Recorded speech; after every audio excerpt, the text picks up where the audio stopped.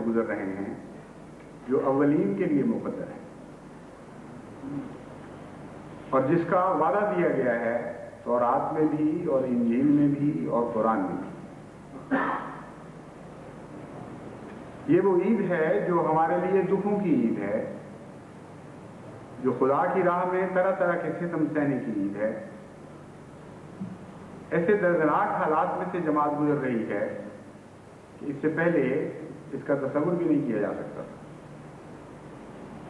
دشمن نادان یہ سمجھتا ہے کہ ان کو کم مارا گیا ہے، کم جسمانی اذیتیں دی گئی ہیں، حالانکہ اس سے پہلے ہزارہ گھر جلا دیے جاتے تھے۔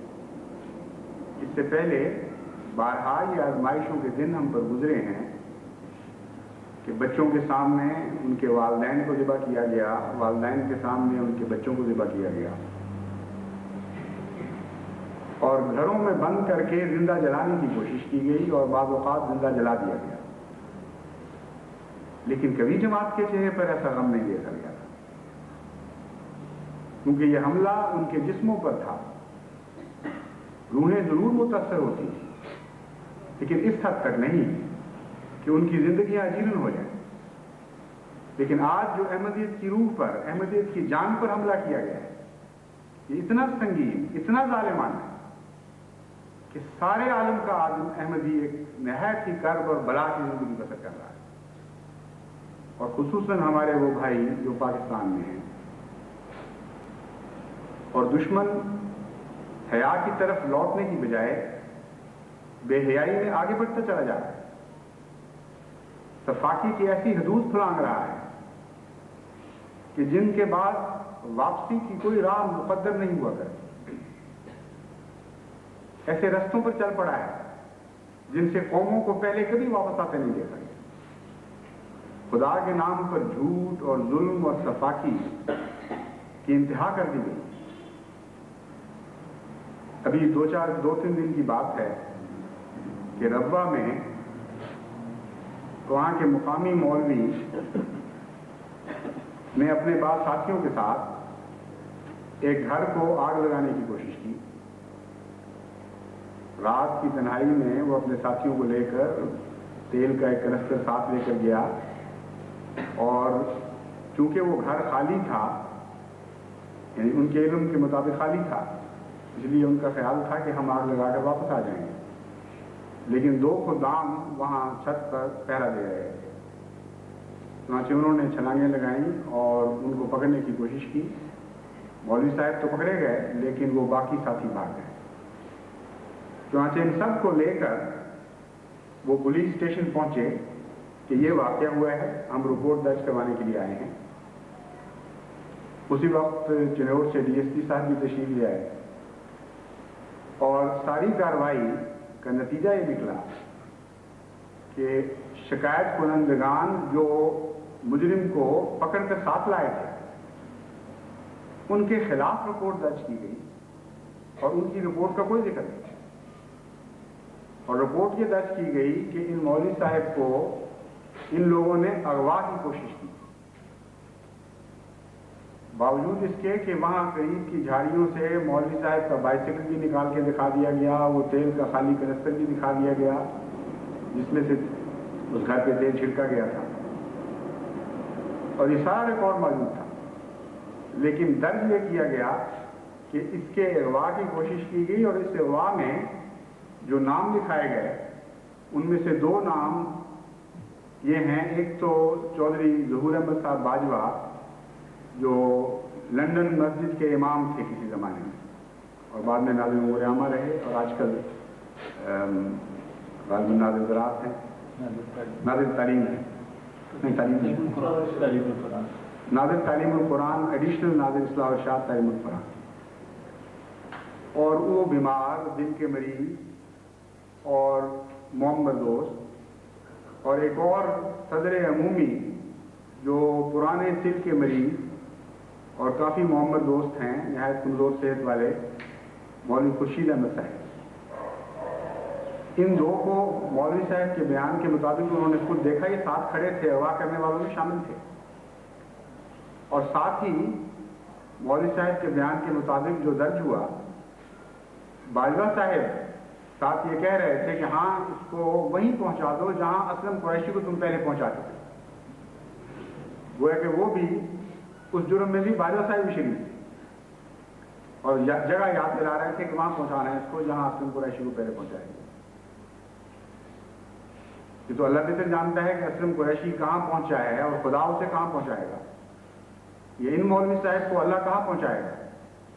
लेकिन बहरहाल रमजान के आखिरी अशरे में खुदा के नाम की कसमें खाकर ये रिपोर्ट दर्ज करवाई गई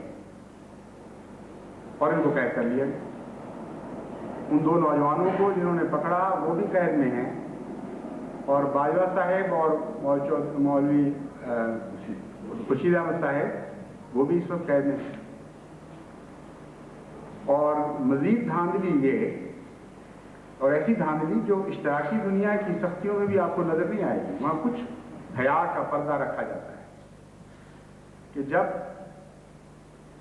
झंग की अदालत में इनकी जमानत की दरख्वास्त लेकर हमारे बाद वकला पहुंचे, जिनमें एक महमूद मजीद साहब हैं लाहौर के सीनियर एडवोकेट और एक ख्वाजा सरफराज अहमद साहब हैं, वो सियालकोट के हैं लेकिन लाहौर ही में आजकल प्रैक्टिस करते हैं।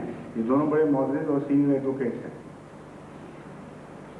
तो वहां बजाय इसके कि मजिस्ट्रेट होता 15-20 किराए के गुंडों का एक ग्रोह मौजूद था।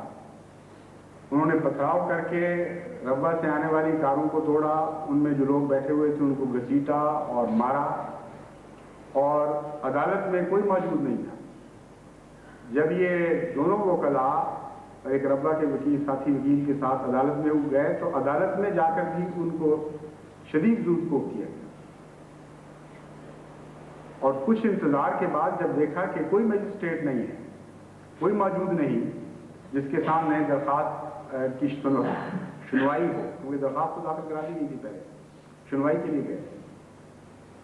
तो लंबे इंतजार के बाद ये जख्मी और निढाल जब वापस रब्बा पहुंचे तो उस वक्त मजिस्ट्रेट साहब जाहिर हुए और ये पिटीशन डिसमिस कर दी कि दरख्वास्त दहिंदा का तो कोई जिक्र ही कोई नहीं, कहीं वजूद ही कोई नहीं, इसलिए दरख्वास्त में कैसे मंजूर करो। तो ये बेहयाई की हदें हैं जो फैलांगी जा रही हैं।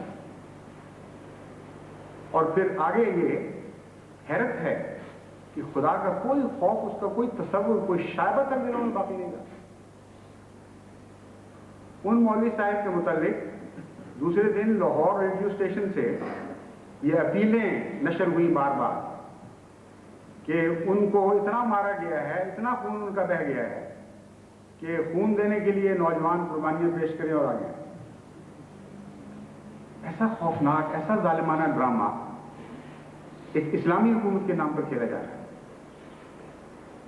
आगे क्या मुकद्दर है वो तो अल्लाह बेहतर जानता है, लेकिन मैं ये जरूर जानता हूं कि खुदा की बनाई हुई तकदीर जो पुराने ज़मानों में अंबिया की कौमों की सूरत में अंबिया की कौमों पर जारी की गई थी और उनके मुखालिफिन पर जारी की गई थी, वो हमें यकीनन बताती है कि इन रस्तों पर चलकर अंबिया के मुखालिफिन फिर कभी नहीं बचे।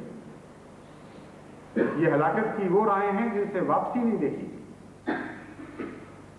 इसलिए इनके लिए भी खौफ हमारे दिल में है, क्योंकि इनके दिल तो खौफ से बिल्कुल खाली पड़े। फिर ऐसे हालात हैं कि अहमदी तलबा और ऐसे प्रोफेशनल कॉलेजेस के तलबा, मतलब मेडिकल कॉलेज के, उनका बाइकाट किया गया, उनके बर्तन अछूतों की तरह अलग कर दिए गए और एहतजाज किए गए कि इन कमीनों के साथ, इन अछूतों के साथ हम खाना नहीं खा सकते क्योंकि इस्लाम हराम करार देता है। यानी ईसाइयों के साथ खा सकते हैं, यहूद के साथ खा सकते हैं, हिंदुओं के साथ खा सकते हैं, सिखों के साथ खा सकते हैं और ईसाई कौमों की रोटी मांग कर खा सकते हैं। कतई इस्लाम में हराम नहीं, लेकिन अहमदी के साथ जो अपने पैसे से रोटी खाता उसके साथ खाना हराम है।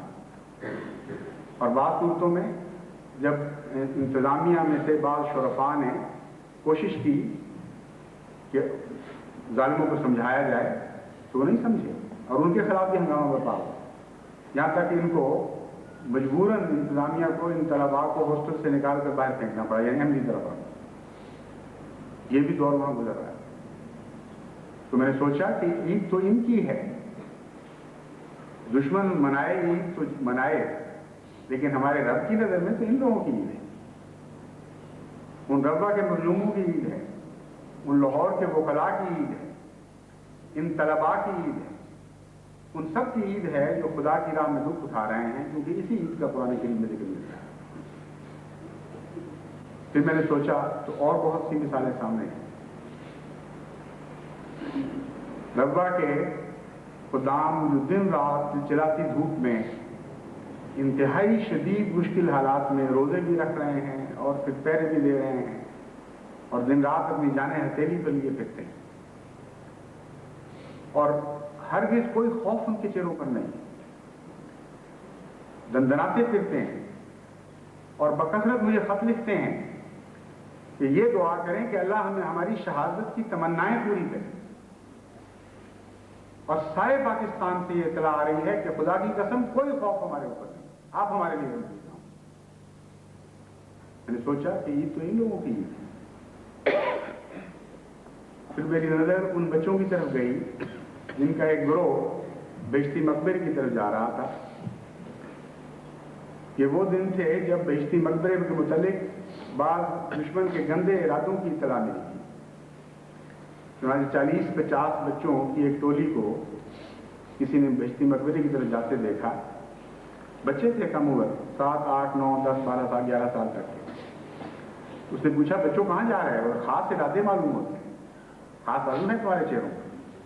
उन्होंने कहा, हाँ क्यों ना हो, हम शहीद होने के लिए जा रहे हैं और ये दुआएं करते हुए जा रहे हैं, सारे अल्लाह की राह में बेश्ती मकबरे में जाकर शहीद। मैंने सोचा कि हाँ मेरे मौला, ईद तो आज इन बच्चों की ईद है। फिर मेरी तवज्जो एक और बच्चे की तरफ चली गई। उस बच्चे के बाप ने मुझे लिखा कि छोटा सा मासूम बच्चा है, इब्तदाई क्लासों में पढ़ता है। एक दिन इस हाल में लौटा कि कपड़े फटे हुए थे और जगह जगह जिस्म पर मार के निशान थे। मैंने कहा, बेटा क्या बात है? उसने कहा, मुझे तो कुछ पता नहीं, मैंने तो कुछ नहीं कहा। वो सारे मुझे मिर्जाई कुत्ता कहते हुए मारने लगे और मेरे कपड़े फाड़ दिए और कहा, तुम नापाक हो, तुम्हारे साथ हम इन क्लासों में नहीं बैठ सकते। जिस बाप ने लिखा कि मैंने नाचार मजबूर होकर उस बच्चे को उठा लिया है और अपने बच्चियों के खौफ से उनको भी उठा लिया है तालीम। अल्लाह इनकी तालीम का खुद इंतजाम फरमाए। तो मैंने सोचा कि हाँ मेरे मौला, ये इनकी ईद है और दुनिया में किसी की ईद नहीं है। तेरी राह में गम उठाने वालों की ईद है, इनकी भी ईद है जो इन दुखों के हालात में से गुजर रहे हैं, और उनकी भी ईद है जो उनके लिए रातों को उठते हैं और रोते हैं और उनके दुख को अपने दिलों में महसूस कर रहे हैं। कौन कहता है कि ईद नहीं है? ये ईद तो हमारी ईद है, और ऐसी ईद है कि तारीख हमेशा सर उठाकर इस ईद की अजमतों को देखा करे, इस ईद की रफ़तों को देखा करे, और हसरत से लोग याद किया करेंगे, काश हम होते तो हम भी वो ईद मनाते जो हमारे मौला ने उन बंदों की नाज़िल फरमाई। लेकिन ये मैं आपको बताता हूं, ये गम के हालात ठहरने वाले नहीं हैं।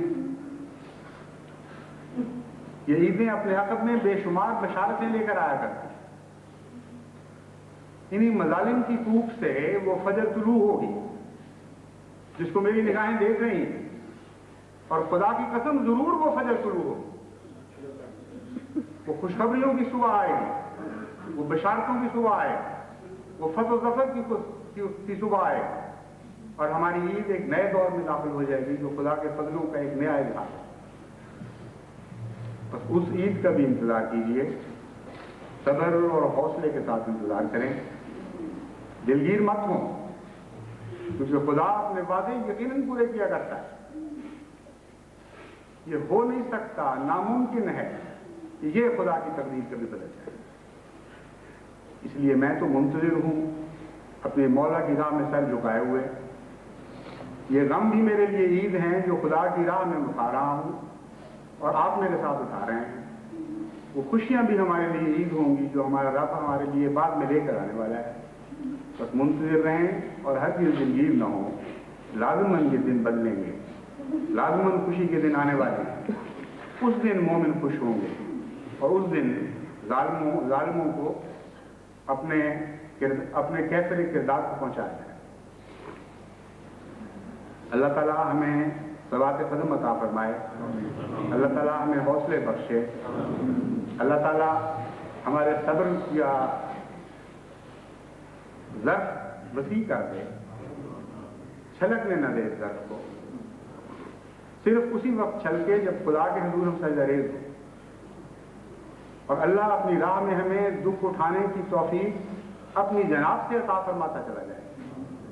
ہماری تو یہ دعا ہے ہم ان لوگوں میں نہ ہوں جن کو تاریخ ذلت سے یاد کرتی ہے, ہم ان لوگوں میں ہوں جن کو تاریخ ہمیشہ فخر کے ساتھ یاد کیا کرتی ہے. ایسا ہوگا اور ضرور ہوگا. کب ایسا ہوگا یہ میں نہیں جانتا. میں نہیں جانتا کہ کتنے دن مزید ہمارے صبر کے امتحان مقدر ہے, لیکن میں یہ یقین رکھتا ہوں اور یہ ایمان رکھتا ہوں کہ میں بھی اس عہد پر قائم رہوں گا اور آپ بھی اس عہد پر قائم رہیں گے. اے خدا ہم بے وفاؤں میں نہیں ہوں گے, اے خدا ہم ہرگز بے وفاؤں میں نہیں ہوں گے.